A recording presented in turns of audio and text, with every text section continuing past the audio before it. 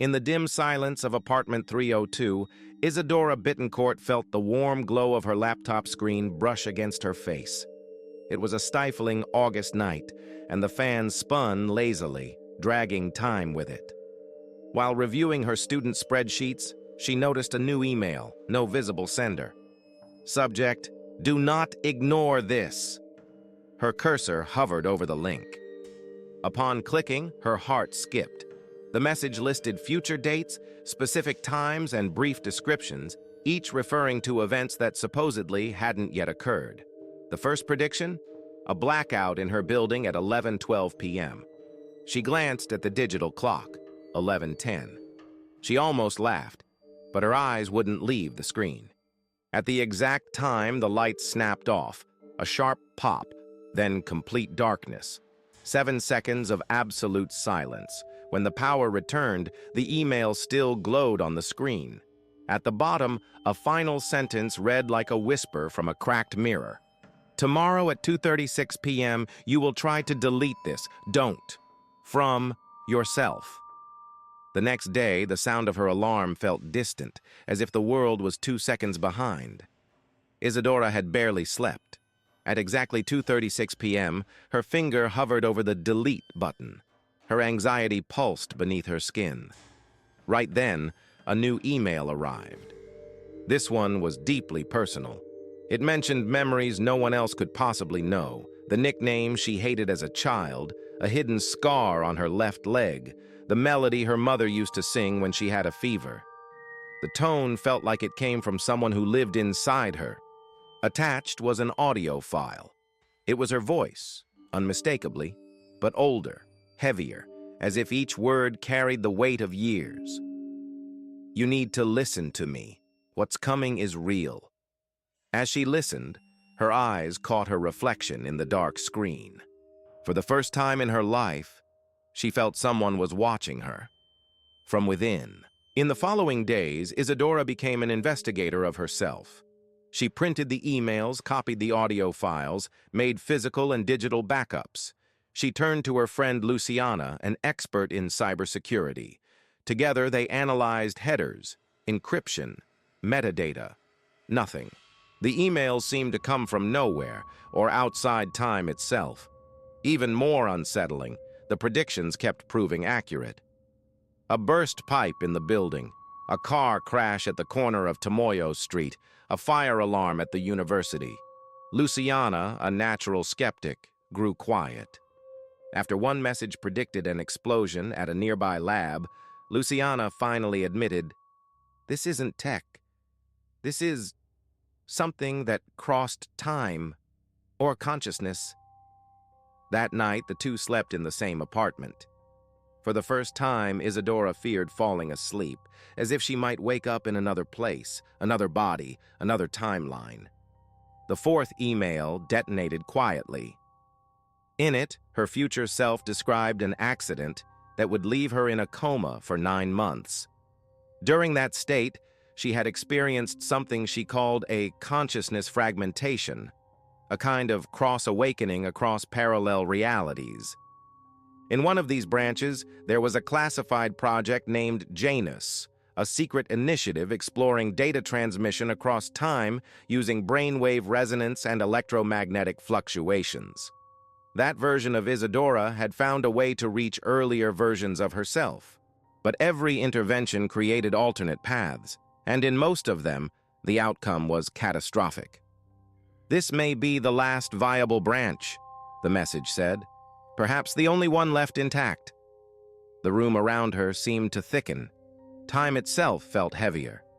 From that point on, everything began to shift. A gray car parked outside for 5 consecutive days, men passing by at the same hour, always looking up, a deep hum playing on her kitchen radio at exactly 3:17 a.m. The fifth email came with a warning.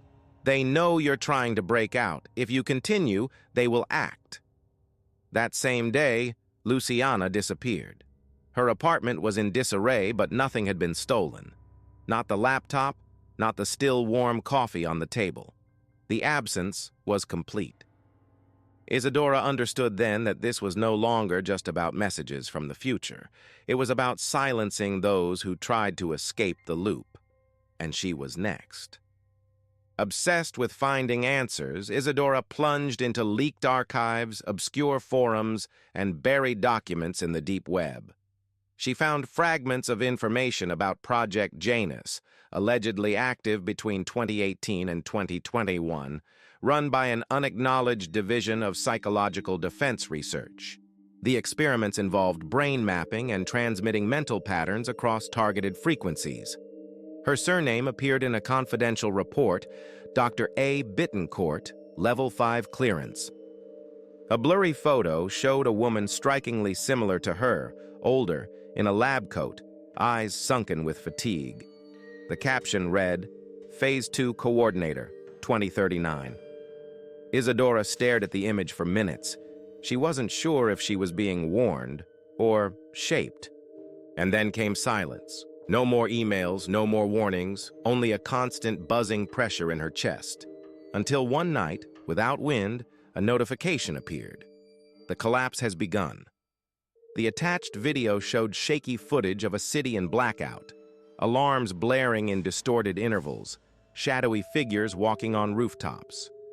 A familiar voice, her own, raspier, I failed. It's up to you now. The file erased itself seconds later. Within hours, strange reports flooded in, people forgetting their own names, phones calling themselves, duplicated emails with reversed text. Time wasn't moving forward anymore. It was trying to remember itself. Even her reflection began to hesitate, flickering between versions. With no idea how much time remained, Isadora wrote everything by hand.